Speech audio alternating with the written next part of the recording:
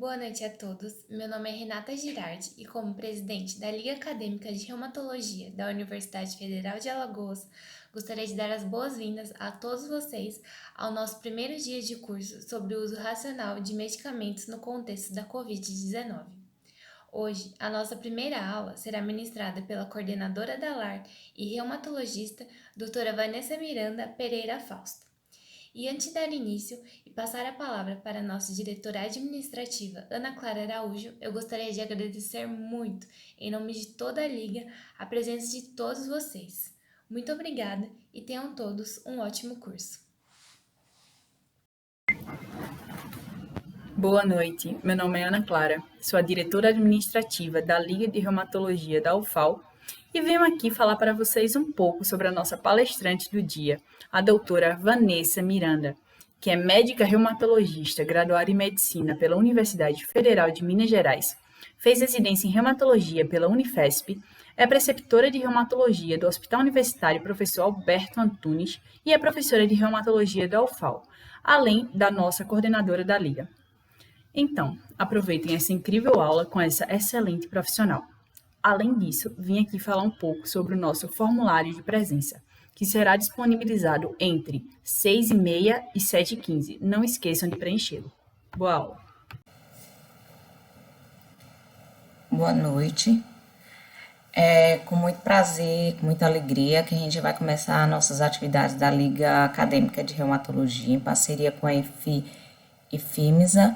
E, assim, estou muito feliz de a gente estar começando essas atividades. A reumatologia é uma especialidade muito completa e que quem participar de atividades da Liga vai estar contribuindo muito com sua formação médica, porque ela envolve acometimento de vários órgãos do organismo. Então, assim, é uma especialidade muito clínica, muito completa, e qualquer especialidade que a pessoa vai seguir, em algum momento ela pode se deparar com alguma doença reumatológica ou alguma doença de algum sistema que está acometendo pela alguma patologia reumatológica. Então é importante ter essa visão completa e ter uma abordagem e saber um pouco de reumatologia. Então eu acho muito importante e agradeço pela presença de todos e espero que nosso evento contribua bastante com a formação de todo mundo.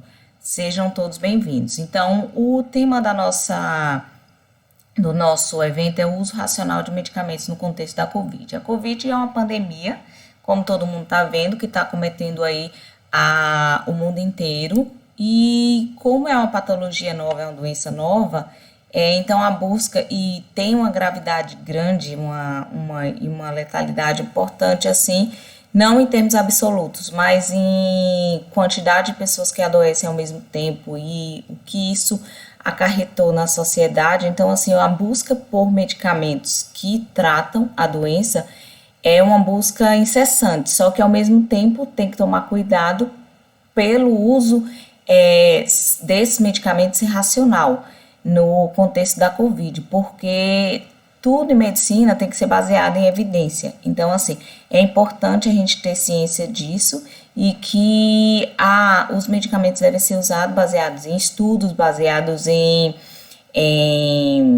evidências mesmo, para não haver uso equívoco por conta de uma necessidade urgente de medicamentos. Então, diante disso, a gente resolveu fazer esse evento e gostaria de parabenizar a organização da Liga Acadêmica, os meninos, e pela ideia do tema também, muito pertinente com o momento atual. Então, primeiro, eu vou falar sobre o vírus, né, o Covid-19, para a gente dar uma introdução pequena, para poder entender o porquê de cada medicamento estar sendo discutido para essa doença. Então, a doença pelo coronavírus, o Covid-19, é uma síndrome clínica causada pelo vírus de RNA chamado SARS-CoV-2. Então, ele é um vírus que tem um tropismo pelo trato respiratório, ele entra em contato com o trato respiratório e entra no citoplasma dos pneumócitos 2, através dessa spike proteína que a gente está vendo aqui, e ele precisa, então os vírus eles têm essa característica, ele precisa de um de um genoma para poder ter a sua replicação. Então, ele precisa entrar numa célula para ter essa replicação. Então, assim, quando ele entra na célula, ele começa essa replicação do RNA viral e começa a produzir novas partículas virais. Então, já nesse estresse da alta produção de proteína dentro da célula, ele já gera a apoptose do pneumócito. Então, ele já tem uma destruição, assim, digamos, uma inflamação ali local. E, ao mesmo tempo, esse RNA viral, ele atua como um pump, que vai ser uma apresentação de antígeno que se liga aos Toll-like receptors. Então, isso daí é questão de imuno, que vai produzir as quimiocinas e levar à ativação e migração de neutrófilos, que leva à inflamação, e vai ter a inflamação do COVID, que a gente vai ter o sistema imune, ele vai ter tanto a imunidade inata, que é aquela ali local, quanto a imunidade adquirida, que ele vai, às vezes, estimular a produção de anticorpos para ter uma resposta mais duradoura. Então, o sistema imune, ele reconhece as partículas virais através das células NK e dos linfócitos CD8 pelos Toll-like receptors. E isso leva a uma ativação de citocinas pró-inflamatórias e quimiocinas, que é o que, na maioria das pessoas, essas citocinas pró-inflamatórias e quimiocinas vão ativar neutrófilos, macrófilos, para ter a fagocitose daquele vírus, e a maioria das pessoas tem a doença controlada. Entretanto, em algumas pessoas que têm predisposição genética, que têm a comorbidade, que têm outras alterações, que de fato a gente não sabe, a gente sabe as pessoas que têm comorbidade, que têm maior idade, que têm propensão para ter uma doença mais grave, elas vão ter o descontrole do sistema imune e a gente vai ter uma tempestade de citocinas com a falência de múltiplos órgãos e tendência trombótica. Então, assim, com a falência de múltiplos órgãos seria uma sepse, né? Uma síndrome de ativação inflamatória que acomete o pulmão, mas pode acometer, principalmente acomete o pulmão, né, no COVID, mas pode acometer todos os órgãos, levando à sepse que a gente conhece, mas nesse caso uma sepse desenvolvida por uma partícula viral. Então, esse descontrole do sistema imune, essa tempestade de citocinas, que é storm cytokines, é a principal característica quando o paciente vai entrar na fase grave, entendeu? Então, isso daqui é importante porque o que se questiona dos medicamentos, principalmente o que eu estou falando em relação à reumatologia. Porque nas doenças reumatológicas a gente tem muito esse descontrole do sistema imune. Então, a gente usa muito imunossupressor, então essa é a questão também de alguns medicamentos reumatológicos estarem envolvidos também nessa busca por tratamento do COVID. Então, aqui eu coloquei, mais ou menos aqui nesse quadrinho, como se desenvolve a doença. Então, na primeira fase da doença, do 1º ao 7º dia, é quando o paciente tem uma intensa replicação viral. Então, nessa fase ele vai ter mais febre, tosse, porque a gente vê acometendo o trato respiratório superior, e é mais tosse do que coriza, porque quando é rinovírus, assim, é mais acometimento da gripe comum. E a partir do 7º dia, a gente vai vendo um agravamento da doença. Então, nesse período, você vai tendo uma maior produção de citocinas, como eu falei, vai ter uma desregulação desse sistema imune, que ele não conseguiu controlar a doença, e o paciente pode ir evoluindo para complicação.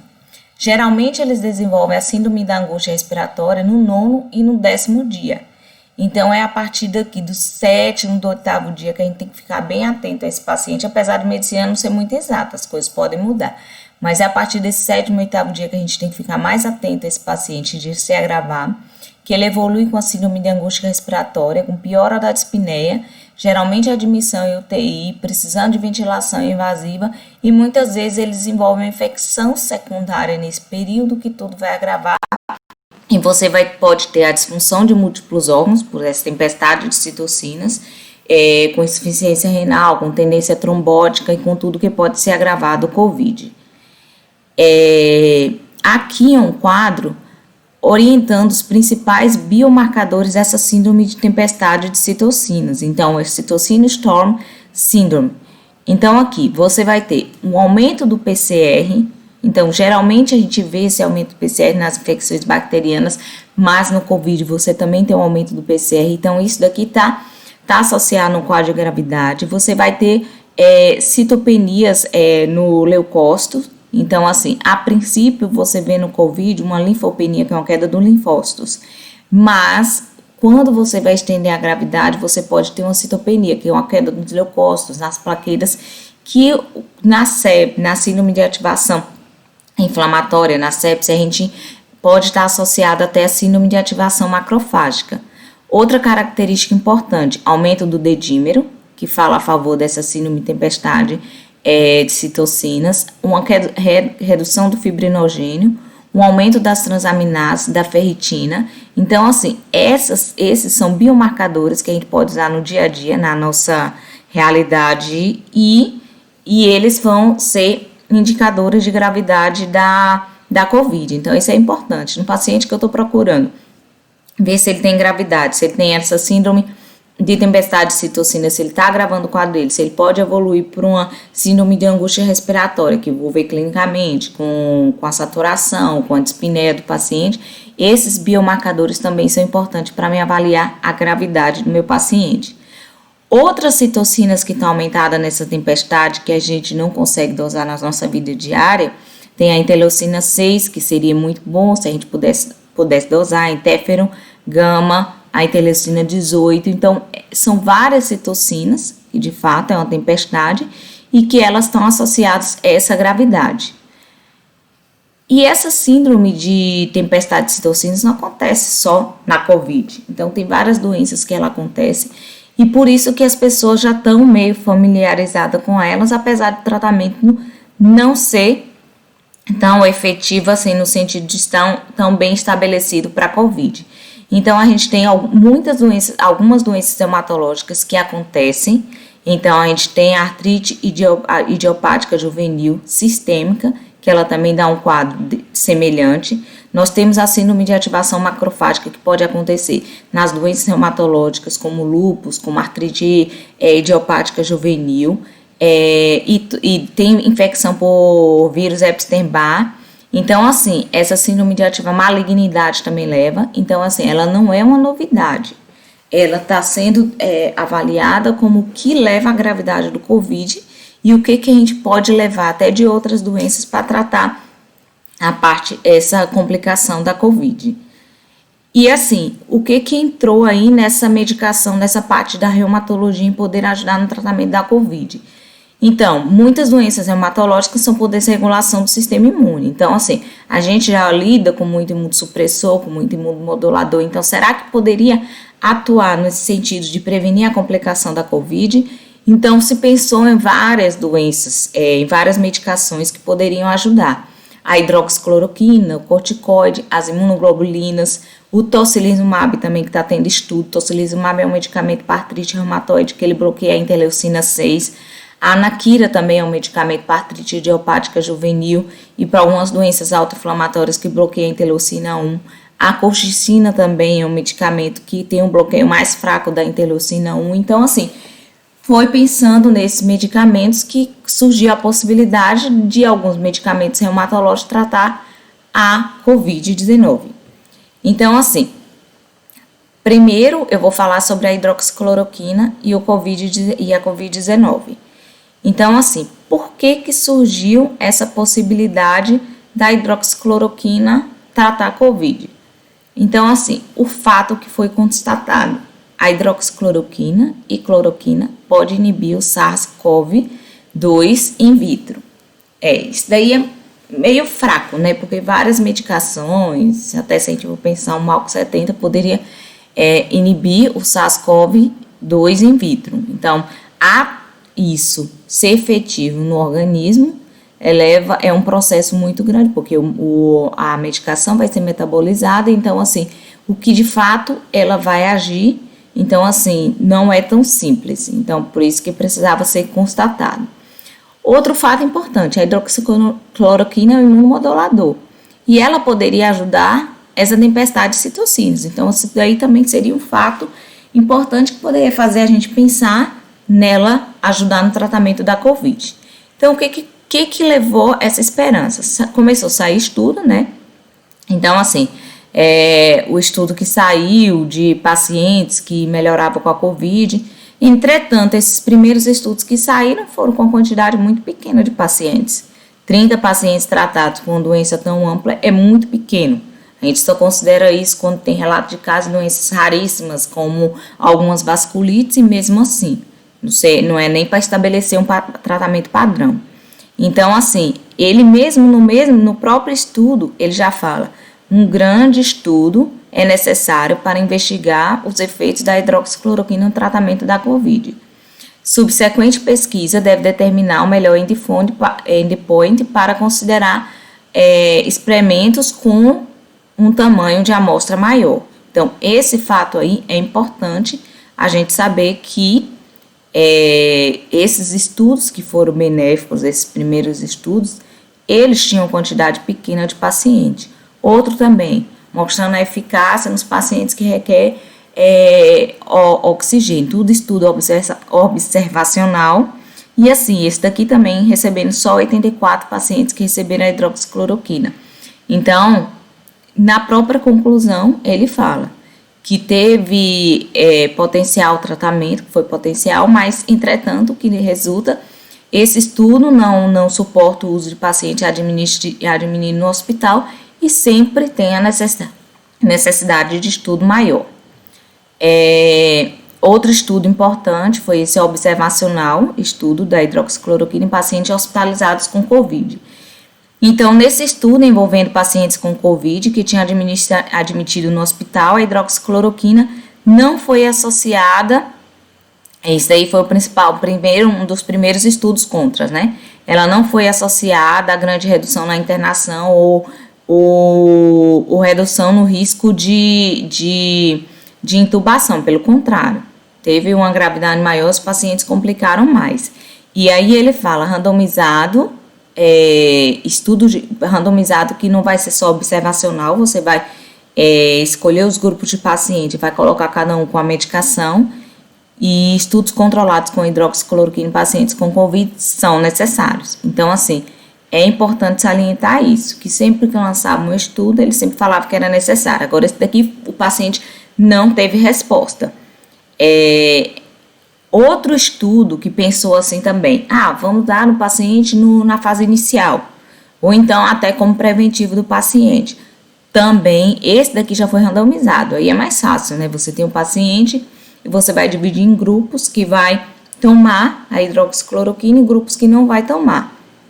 Então, em grupos que não vão tomar. Então, nesse daqui, ele foi randomizado, foi feito direitinho, só que assim, a conclusão, depois do alto ou moderado risco de exposição à COVID, a hidroxicloroquina não preveniu a doença em pacientes com COVID ou com exposição à COVID ou confirmada infecção, que usaram pós-exposição, 4 dias depois da exposição. Então, assim, mesmo em fases iniciais, ele já não demonstrou. E também teve um estudo aqui na Escola Paulista, porque eles ainda não lançaram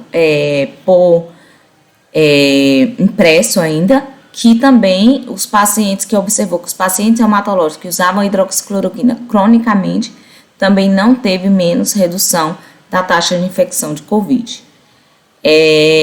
Nesse estudo aqui, um dos principais, que até esse estudo é pela Recovery, que é um grupo do Reino Unido, que está fazendo estudos de medicamentos para COVID, e esse estudo foi grande, entendeu? E ele não reduziu o risco de morte ou melhorou o tempo de hospitalização dos pacientes tratados com COVID. Esse estudo foi tão importante que ele avaliou, e assim, foram 1.500 pacientes e 42 pacientes, 1.542, uma quantidade grande, que foram randomizados para hidroxicloroquina. E eles concluíram que não tiveram nenhum benefício da hidroxicloroquina em pacientes hospitalizados. Eles tiveram, inclusive, pela falta de benefício, até às vezes piora do quadro clínico, eles pararam o estudo. Então, eles não continuaram, eles tiveram que suspender aquele braço daqueles pacientes que estavam usando a hidroxicloroquina, certo? E o estudo que foi excelente, que saiu agora, no final de julho, então esse estudo foi um multicêntrico, inclusive feito aqui no Brasil também, Ele foi um multicêntrico, randomizado, então nisso os pacientes são bem selecionados, porque quando você pega um estudo observacional de pacientes, você tem muitos fatores de confusão. Então, você pode ter pegado os pacientes que estão ali nos hospitais, só os pacientes mais graves, só aqueles que foram internar. Então, por isso eles tomaram a hidroxicloroquina e não teve efeito. Então, assim, esses estudos randomizados que avaliam os pacientes, realmente, esse vai tomar hidroxicloroquina, esse não vai tomar, que você seleciona direitinho esses pacientes, então eles são mais fidedignos. Então, a gente pode confiar mais nesses resultados, são os estudos mais interessantes para você avaliar um efeito de medicação, principalmente se for cego. Nesse caso aqui não foi cego porque não tem como por causa da doença. Então, assim, ele foi um estudo multicêntrico, randomizado, aberto, envolvendo pacientes hospitalizados, suspeitos ou confirmados com Covid, que não estavam recebendo suplementação de oxigênio, ou no máximo 4 litros, ou seja, pacientes em caso leve a moderado. Teve 3 classes de grupos randomizados. Primeiro grupo, terapia padrão, que é a terapia de suporte. Segundo grupo, terapia padrão mais hidroxicloroquina. E o terceiro grupo, terapia padrão mais hidroxicloroquina e azitromicina. A conclusão: entre os pacientes hospitalizados com leve a moderada COVID, o uso de hidroxicloroquina somente ou com azitromicina não melhorou a clínica do paciente em 15 dias se comparado com o tratamento padrão. Então, assim, de fato, a hidroxicloroquina não é efetiva para o COVID. Então, agora sendo um pouco de advogado do diabo, teve outro estudo que saiu também em julho, que mostrou que foi feito com quantidade maior de pacientes, mas como eu falei, ele foi um estudo multicêntrico, retrospectivo, observacional. Então, esses estudos geralmente têm viés, tem fatores de confusão. Então, nele tinha uma quantidade grande de pacientes, 2.541, só que os principais fatores de confusão, mais administração de corticoide naqueles que receberam a hidroxicloroquina e alguns pacientes com doença grave não receberam a hidroxicloroquina. Nesse estudo, o tratamento, quando controlados os fatores de risco, o tratamento com hidroxicloroquina sozinha ou combinação foi associado com redução de COVID, da mortalidade no COVID. Então, esse é um único estudo, ele foi nos Estados Unidos, e assim, tem esses fatores de confusão, e mesmo nos Estados Unidos, eles também já pararam os estudos com a hidroxicloroquina. Então, conclusão, a hidroxicloroquina não é efetiva para o COVID. Mesmo que algumas pessoas, a vontade nossa é grande, entendeu? A minha vontade no começo era grande, pensei até que poderia ser, pelas propriedades da hidroxicloroquina, entretanto, contra fatos, a gente não tem argumentos, dos estudos mostram que ela não é efetiva, e eu acredito também que a dose poderia ser efetiva, assim, para bloquear, ela não é um imunossupressor, ela só é um imunomodulador, entendeu? A dose que seria necessária para bloquear poderia ser uma dose muito alta, que não é permitido para a gente usar nos pacientes pela toxicidade que poderia ter. Então, a conclusão desses um estudo grande, randomizado, com pacientes hospitalizados com COVID, não mostrou diferença na mortalidade nem no tempo de internação entre os pacientes que receberam a medicação. Estudo aberto de pacientes com caso randomizado, com casos leves e moderados, também não mostrou melhora. A OMS terminou o braço de um grande estudo, Solidarity, nos Estados Unidos, pela falta de benefício em estudos preliminares. Então, infelizmente, essa é a realidade. De fato, a hidroxicloroquina nunca foi efetiva para nenhum vírus. Vírus são complicados de tratar e a gente tem que ter essa consciência também. Agora eu vou falar um pouquinho da hidroxicloroquina, porque nesse boom de hidroxicloroquina, talvez ela tenha ficado com uma imagem negativa para todo mundo, principalmente para vocês como acadêmicos, que depois a gente vai precisar dessa medicação e pode ficar como se fosse aquele bicho de 7 cabeças da medicação, e não é, entendeu? A hidroxicloroquina é uma droga que é amplamente conhecida na reumatologia e usada, porque a gente tem muitas doenças imunomediadas, é fundamental, principalmente para lúpus eritematoso sistêmico, e a gente também pode usar para artrite reumatoide. Ela foi descoberta em 1934 e atualmente ela é usada no tratamento da malária, uma coisa importante também, né? E a hidroxicloroquina é um análogo da cloroquina hidroxilado e tem atividades anti-inflamatórias e antimaláricas. Tanto a hidroxicloroquina quanto a cloroquina, ela tem essas atividades anti-inflamatórias e antimaláricas. E assim, a hidroxicloroquina é esse análogo da cloroquina, e hoje em dia, por ter a hidroxicloroquina, tem esse componente hidroxilado, ela tem muito menos toxicidade do que a cloroquina, isso é importante. Então, ela não é esse bicho de 7 cabeças, ela é um medicamento super importante, e tudo que se avaliou por não usar pela toxicidade, tem tudo envolvido no contexto da COVID. Mas ela é um medicamento muito seguro para a gente. Não é um imunossupressor, e sim um imunomodulador. Então, ela não deixa meu paciente com imunidade mais baixa para predispor a infecção, essas coisas assim. Então, ela só é um imunomodulador. Então, talvez por isso que ela não deplete tanto as citocinas, tanto o sistema imune, ela não foi tão efetiva, não foi efetiva para o COVID. O mecanismo de ação da hidroxicloroquina. Então, a hidroxicloroquina entra dentro da célula e ela provoca uma alcalinização dos lisossomos e compartimentos ácidos intracelulares que interferem na fagocitose. Então, esse aumento do pH que causa essa mudança seletiva na apresentação de antígenos próprios. Então, assim, esse aumento da mudança de pH vai interferir na fagocitose. Então, já entra na fagocitose daquela célula ali, e ela também tem uma mudança seletiva de antígenos próprios. Então, ela vai reduzir a apresentação de antígenos próprios, que muitas doenças autoimunes é assim. O próprio organismo, ele faz uma autorreatividade. Então, assim, eles vai estimular, vai apresentar antígenos próprios para o sistema imune como se fosse antígenos externos.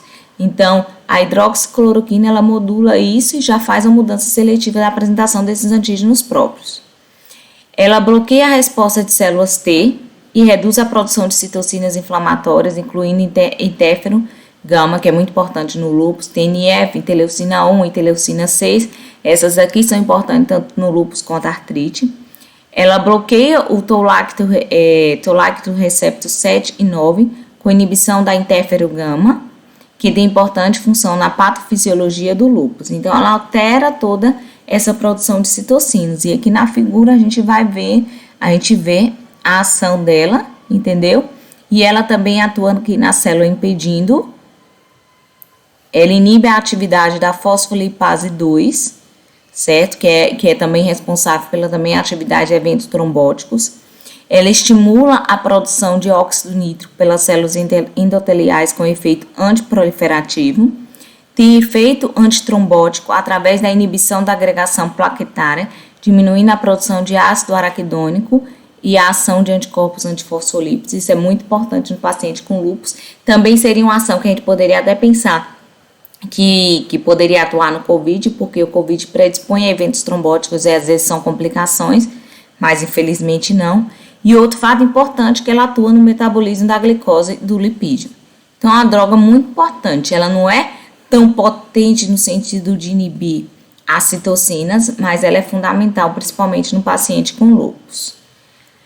Então, assim, pontos importantes, já falei. Fundamental para paciente com lúpus. Então, quem depois, posteriormente, vira um paciente com lúpus tomando a hidroxicloroquina, não vai falar que ele está tomando tipo um veneno. É isso que eu quero deixar claro para vocês. É uma medicação importante. Ela reduz a agregação plaquetária e tem efeitos antitrombóticos. Geralmente, esses pacientes com lúpus têm síndrome de anticorpo antifosfolípide associada com predisposição à trombose e a própria doença. Melhora o metabolismo da glicose, reduz o nível de colesterol. Importante porque são pacientes que já têm uma doença inflamatória com fator de risco cardiovascular e além disso toma corticoide. E outro fato importante para quem depois for atender paciente, também não se assustar. A cloroquina, hidroxicloroquina, não é somente permitida, mas é recomendada durante a gravidez e lactação em pacientes com lúpus eritematoso sistêmico, certo? Então, quem vira um paciente grávida tomando cloroquina ou hidroxicloroquina, não vai se assustar. Ela é um medicamento super importante, é isso que eu quero deixar claro para vocês. Porque com esse boom de informações, às vezes ficou só a mensagem da toxicidade da hidroxicloroquina. Só que, assim, de fato, a toxicidade que ela tem existe, mas são eventos muito raros. E aqui nesse quadrinho a gente vai ver essa toxicidade. Sistema nervoso, dor de cabeça, vertigem, polineuropatia periférica, raríssimo, entendeu? Nesses anos todos de pacientes que usam a hidroxicloroquina, 14 anos já, 12 anos na verdade, como reumato. Então, assim, você não vê casos. Outra coisa que foi muito colocado na mídia, a questão das desordens cardiológicas, né, com aumento do intervalo QT e predisposição à arritmia. Raríssimo também, a gente não vê na prática dos pacientes que fazem uso com nossos reumatológicos. Inclusive, muitas vezes a gente pega paciente internado que vai precisar de diálise e a gente inicia a hidroxicloroquina e não tem esse problema. Então, assim, eu acredito que no contexto da COVID, pela sepse, ele tem uma miocardite associada e o uso de vários medicamentos, como a azitromicina, com medicamentos que para anestésicos, para intubação. Então, todos esses medicamentos têm a interação e podia predispor ao aumento desse intervalo do QT e predispor à arritmia. Mas na vida real a gente não vê, e isso é muito pouco, é tanto que a gente não pedia, né, eletro agora, porque os pacientes estão com receio, a gente está pedindo para iniciar a medicação. Uma coisa que você tem que ter em mente são os outros medicamentos que o paciente utiliza e se eles vão ter interação medicamentosa e vão agir em conjunto nesse aumento do intervalo QT. Isso aí você tem que ter esse cuidado. Dor abdominal, náusea, vômito e diarreia, também depende do paciente, raro. Manifestações cutâneas, rache, prurido, também é raro, depende da alergia do paciente. Agora, essa hiperpigmentação cutânea, que é uma pele mais acinzentada, isso a gente vê. A gente vê, não é tão comum, mas a gente vê. Mas também isso daí depende muito da estética do paciente, que isso não leva problema para ele a longo prazo. Síndrome de Stevens-Johnson também é raro.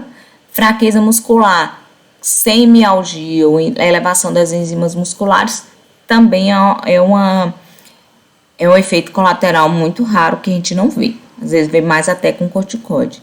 Agora, um efeito que é importante é essa toxicidade ocular, que todo mundo tem que ficar atento. Então, ele pode ter uma maculopatia, uma retinopatia, e isso daí é importante, que ele tem que fazer essa avaliação anual com o oftalmo. Isso aí é um fato super importante que eu sempre deixo salientado para o paciente. É raro, raríssimo, principalmente agora com a hidroxicloroquina está sendo bem raro. Mas, do que com o difosfato de cloroquina, que era o que usava antes. Mas a gente tem que ficar atento a essa toxicidade para encaminhar o paciente para o oftalmo, para assim que vir alguma alteração, suspender a medicação para não ter posteriormente alteração irreversível. Então, essa toxicidade ocular ocorre pelo acúmulo de lipofocina no epitélio pigmentado da retina. A hidroxicloroquina, como eu falei, tem menor toxicidade, é importante essa avaliação do oftalmo. E outro fato importante, a toxicidade depende da dose. Muitas vezes se observa a toxicidade em pacientes que estão usando uma dose acima da recomendada. A dose recomendada é até 5 mg por quilo. Então, é importante fazer esse cálculo porque o comprimido é de 400 mg. Então, muitas vezes a gente deixa um comprimido alternado com meio pelo peso do paciente, que se ele pesar 60 quilos, que é a média, então ele dá uns 300 mg por dia. Então, a gente alterna com um comprimido de 400 alternado com metade. Fatores de risco para essa complicação. Quanto maior o tempo de uso, a idade, quanto mais velha a pessoa, presença de falência renal, insuficiência renal, obesidade, maculopatia ou retinopatia prévia e uso concomitante de tamoxifeno. Então, se o paciente for um paciente diabético, que eu tenho que iniciar a hidroxicloroquina, fazer o exame antes, porque às vezes pode já ter uma maculopatia. Então, nesse paciente já é fator de risco aumentado para ter uma toxicidade ocular. Então, eu vou evitar a medicação nele. Então, infelizmente, resumindo, a hidroxicloroquina não trata COVID-19. Porém, não devemos esquecer que ela é uma medicação super importante e segura, tomando as precauções para a reumatologia. A outra medicação que eu fiquei responsável foi a dexametasona em COVID. Também é uma medicação super usada na reumatologia, a gente usa muito corticoide pra gente, então a gente tem uma habilidade muito grande, apesar de não ser necessariamente a dexametasona que usa sempre, na maioria das vezes é a prednisona, mas a gente tem usa muito, principalmente na fase aguda das doenças, enquanto a gente ainda não consegue ter o efeito do imunossupressor, que ele demora um pouquinho para agir. Então, aquele medicamento de ação imediata que a gente vai usar é o corticoide. Então, o que é a dexametasona? É um glicocorticoide. Então, assim, vou falar um pouquinho dela para depois falar dela na COVID. Os glicocorticoides são produzidos pelo córtex da suprarrenal, sendo o principal cortisol. A síndrome depende de um ciclo circadiano, no qual a produção se inicia no meio da madrugada. Então, assim, então você vai ter aquela produção maior no início da manhã. Então, quando a gente vai dar uma medicação, muitas vezes a gente prefere dar o corticoide pela manhã, que ele vai reproduzir essa produção natural que o organismo tem. Ele apresenta ações anti-inflamatórias e anti-imunomoduladoras com imunossupressão. Ele tem um efeito imunossupressor dependendo da dose.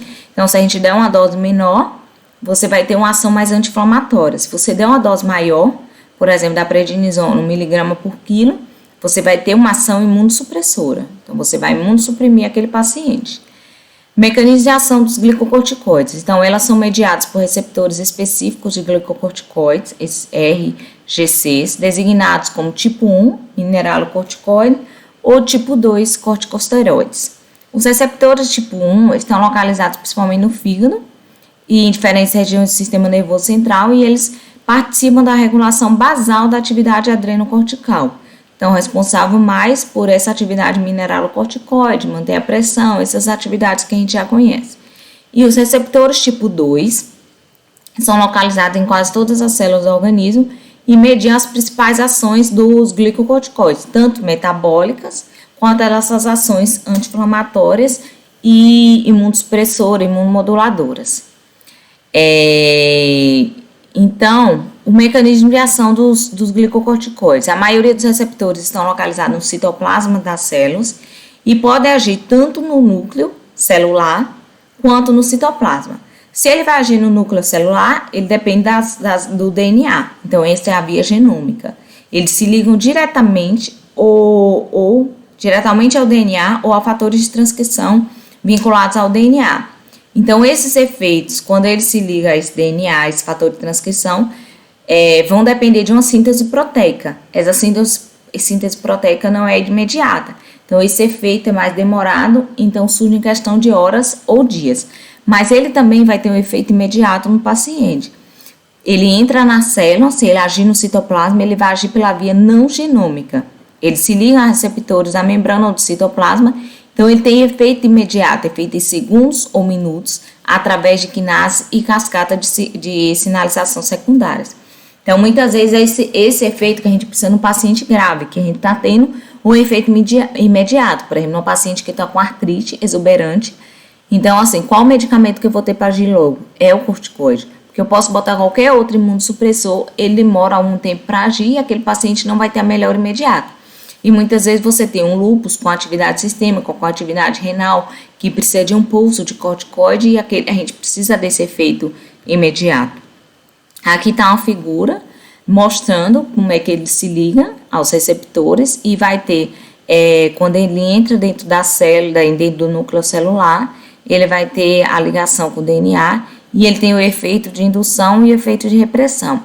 Geralmente, esse efeito de indução são os efeitos metabólicos dele, essa questão de ganho de peso, aumento de glicose, colesterol. E o efeito de repressão são os efeitos para inibir posteriormente essa atividade imune intensa. Então, aqui está mostrando ele se ligando ao DNA e a outros fatores de transcrição ou ligação direta e leva-se à síntese proteica que vai ter a ação dele. Então, vamos ver aqui. A ação anti-inflamatória e imunomoduladora ou imunossupressora, quem descobriu a primeira vez foi Henk, em 1949, que descobriu que em pacientes com chincoides que tinham alto nível de cortisol, então aí é por doença, por uma produção de excesso de cortisol, e ela exercia um efeito anti-inflamatório, esse cortisol exercia um efeito anti-inflamatório em paciente com artrite reumatoide. Então, assim, foi aí que foi descoberto essa droga, que ela é muito, muito importante também para a reumatologia. e para algumas outras doenças autoimunes também, tem neurológica, tem doença pulmonar, que você vai ter um efeito imediato no paciente, diminuir essa reação inflamatória, essa reação imunossupressora, que você vai ter em paciente com lúpus, com DPOC exacerbado. Então, assim, ela é uma medicação importante, apesar dos efeitos colaterais que a gente vai falar mais adiante. Então, ela inibe a liberação de citocinas mediadores inflamatórias, inibe algumas funções do leucócito, inibe fagocitose do macrófagos, inibe algumas atividades do linfócito T. Ela só não tem tanta atividade, tanta ação na atividade humoral dos linfócitos B em questão de anticorpos, que aí seria mais resposta mais tardia da imunossupressão. A imunossupressão humoral, ela não tem tanto efeito, ela tem mais na inata, então por isso aquele efeito imediato dela, e é o efeito que a gente precisa para os nossos pacientes. Então, assim, por essas ações, os corticoides são tão queridos e utilizados nas reumatologias e entre outras especialidades com doenças autoimunes. A maioria das doenças reumatológicas são por desregulação do sistema imune por uma hiperatividade inflamatória. Dependendo da gravidade da doença, pode exigir doses altas, doses imunossupressoras, principalmente até outra medicação agir. Então, isso é importante, porque quando você vira alguém tomando um corticoide, não é para fazer aquele bicho de 7 cabeças com o paciente que não pode tomar, depende, né? Tem que saber se ele vai estar acompanhando, porque às vezes os pacientes tomam por conta própria e isso traz todas as consequências a longo prazo, que não é o que ele tem que fazer, ele tem que tomar orientado, que o próprio médico já vai fazendo, o agente da reumato, por exemplo, já vai fazendo o descalonamento dessa medicação, que não pode parar de vez. Mas então, quando vira algum paciente tomando, principalmente da reumatologia, pense direitinho se foi orientado por médico, porque às vezes eles tomam por conta própria, realmente a pessoa tem que orientar, mas que muitas vezes é necessário. E assim, por que não usar por longo tempo? Daí que está a importância de saber como lidar com esse paciente usando corticoide. Eu não vou dar para ele muito tempo, porque ele tem efeitos colaterais a longo prazo. Não vai ser o caso da Covid, que eu vou falar os efeitos colaterais dela que são imediatos, que a gente tem que se ligar. Mas eu quero deixar isso aqui atento a vocês. Sistema osteomuscular, osteoporose, osteonecrose, miopatia, cardiovascular, hipertensão, aterosclerose, arritmia, que essa hipertensão aqui, você vai ver quando usa agudo em doses altas, por exemplo, no paciente da Covid. Endócrino, diabetes, esse aumento da glicemia, você também vê em casos agudos. Ganho de peso, supressão da adrenal, hipogonadismo. A pele, faces coxingoides, equimose, atrofia de pele, estrias, acne, exustismo, hiperpigmentação e dificuldade de cicatrização. Então, essas são as características que você até observa no paciente, que ele fala que não está tomando a medicação, mas ele está, porque muitas vezes eles tomam por conta própria e da dose que eles querem. Gastrointestinal, gastrite, úlcera, sangramento intestinal, mais a longo prazo, mas também poderia acontecer no agudo. Nervoso, alteração do humor, irritabilidade, ansiedade, falta de memória, deficiência cognitiva em altas doses, pode dar até uma psicose. E nos olhos, catarata e glaucoma. Então, por isso que a gente não deve usar medicação por longo prazo. Sempre tem alguma medicação para substituir. Então, são eventos agudos que necessitam, infelizmente, da medicação. Então, ele é um bom medicamento, mas a longo prazo tem que tomar esses cuidados. Em doses imunossupressoras, aumenta o risco de infecções ou predispõe a infecções pré-existentes. E o Covid-19, uma infecção, usar o corticoide como? Então, assim, um fato importante que eu falei, por isso que eu falei aquele início sobre a tempestade de citocinas que acontece no Covid-19, na doença Covid-19. Então, assim, você tem uma fase inicial que tem a replicação viral e depois vem essa tempestade de citocinas. Então, quando você tem essa tempestade de citocina, a viremia já não é tão elevada, então essa tempestade de citocina precisa ser suprimida, que ela leva a complicações no paciente. Então, assim, uma coisa importante, no início, quando a gente estava começando a tratar o Covid, a recomendação inicial, inclusive vinda da China, era não usar o corticoide de jeito nenhum. E eles usavam essa recomendação pela experiência prévia com a influenza. O SARS e a síndrome respiratória do Oriente Médio secundária ao coronavírus, que levou também a essa recomendação de não usar o corticoide. Entretanto, Revisando os estudos do corticoide contra a influenza, verificou-se que eles foram de baixa qualidade. Então, começou a ter os estudos do corticoide na Covid-19, porque a princípio era para não usar de jeito nenhum. Tinha algumas terapias intensivas que o pessoal falava, vamos relativizar para usar, porque na sepse você às vezes usa, mas assim, não era aquela conduta estabelecida. E aí, diante dos estudos, saiu o principal estudo da dexametasona em pacientes hospitalizados com Covid. Inclusive, esse estudo saiu antes do previsto porque eles evidenciaram o benefício nos pacientes com Covid. Então, assim, foi de fato um estudo que teve um benefício e foi, eles lançaram o registro antes para alertar, para começar a usar de fato, porque antes algumas pessoas usavam, outras não usavam e ficava aquela dúvida de quando usar, como usar. Então, assim, a dexametasona em pacientes hospitalizados com Covid, registro pré-liminares. Então, em pacientes hospitalizados com Covid, o uso de dexametasona resultou em redução da mortalidade em 28 dias naqueles que estavam recebendo a ventilação mecânica invasiva ou oxigênio somente, mas não entre aqueles que não estavam recebendo o suporte ventilatório. Então, é importante que ele só foi efetivo para pacientes que precisavam de oxigênio e para pacientes que estavam em ventilação, certo? Isso é fato que até que os pacientes que precisam da ventilação, eles já estão numa fase mais tardia do paciente. Então, isso é importante. Não é usar a dexametasona para todo mundo, igual a pessoa quer usar preventivo, porque se você usar na fase inicial, ele está em replicação viral. Você vai estar imunossuprimindo e o paciente vai estar ali replicando, vai replicar mais vírus, então é pior. Então, ele foi um grande estudo randomizado, aberto no Reino Unido, grupo da Recovery também, em que a dexametasona oral ou intravenosa reduziu a mortalidade em 28 dias entre os pacientes hospitalizados, comparando os pacientes que recebiam tratamento usual. Esse estudo incluiu pacientes confirmados que não tinham nenhuma indicação prévia específica da dexametasona ou contraindicação a ela. Foram 2.104 pacientes que foram randomizados para receber a dexametasona e 4.321 para tratamento usual. No geral, teve 17% de redução relativa dos óbitos, 36% de redução relativa em pacientes com ventilação mecânica ou oxigenação por membrana extracorpórea, 18% de redução relativa em pacientes com terapia de oxigênio não evasiva a partir de 4 litros de fluxo. Então, eles já considerados só os pacientes que tomaram a partir de 4 litros, que antes de 4 litros é praticamente nada, é como se está a respiração ambiente.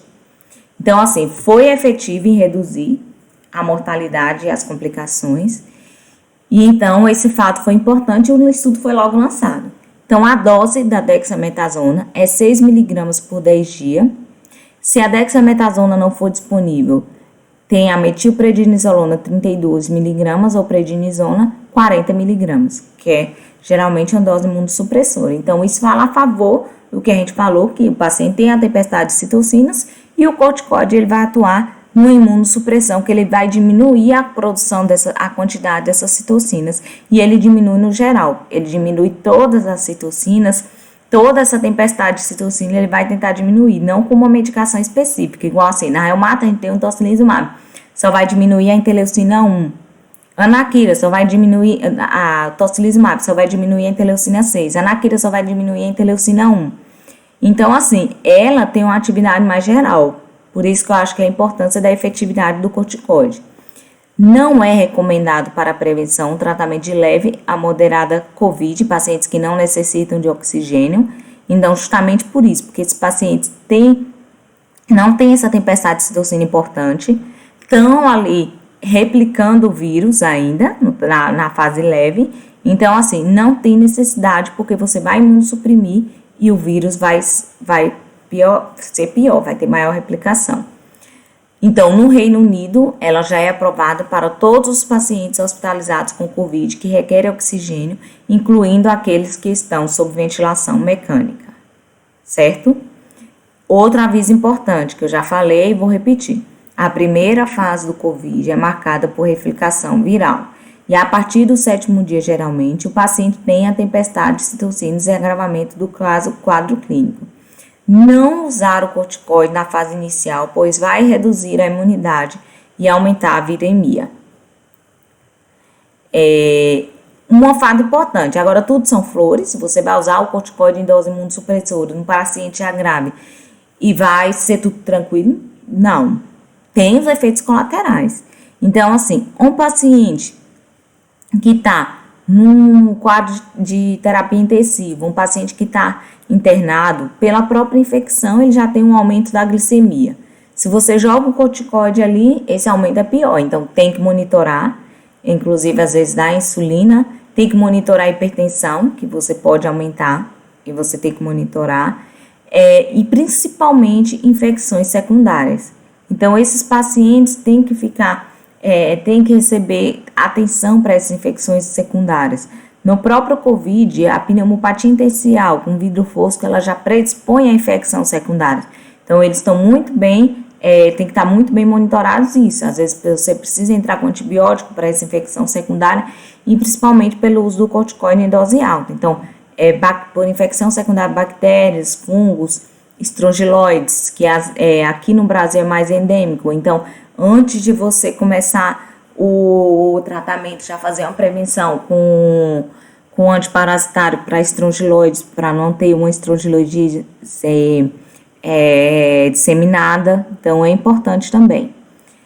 E aqui eu coloquei também uma revisão sistemática de meta-análise, que foi feita com vários estudos, com várias drogas para o COVID, e nessa revisão sistemática eles sugeriram que o corticoide provavelmente reduz a mortalidade e ventilação mecânica em pacientes com severa COVID.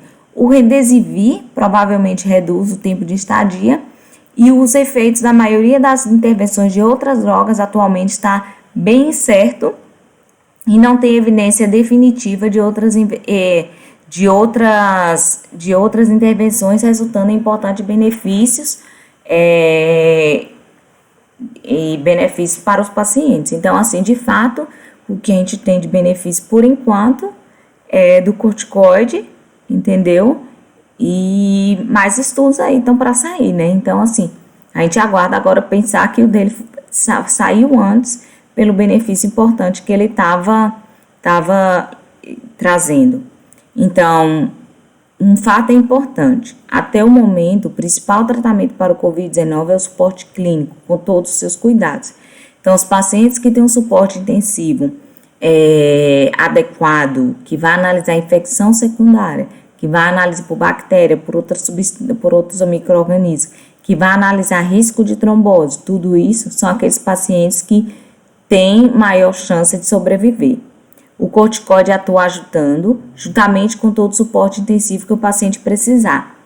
Então, o principal é saber identificar a doença, os casos que vão complicar ou já estão complicados e tratar com todo esse suporte. Por enquanto, nenhuma medicação, nem o corticoide é milagroso, ele vai ajudar, mas nem o corticoide é milagroso. A principal arma ainda é a prevenção e depende de todo. Nem só pacientes com comorbidades complicam. Então, essa complicação por tempestade de citocina é uma desregulação do sistema imune. Então, ela pode ocorrer em pacientes jovens, apesar de ocorrer mais em pacientes com comorbidades, mas ela pode acontecer em pacientes jovens. Então, é importante a gente ficar atento a isso e todos se prevenirem. Bem, era isso que eu tinha para falar. Eu agradeço todos pela presença, pela atenção. Espero que tenham ficado as mensagens mais importantes que eu tentei passar. Eu tentei passar de uma maneira que não fosse complicada, porque às vezes quando a gente complica muito, o que é mais importante não fica. Então, eu tentei passar essa informação para vocês e agradeço a todos, principalmente a nossa equipe da Liga Alagoana Liga Acadêmica de Reumato, que está bem ativa. E esse é um dos primeiros eventos, e espero que todos gostem e que aproveitem todos os eventos que a gente vai ter da nossa liga.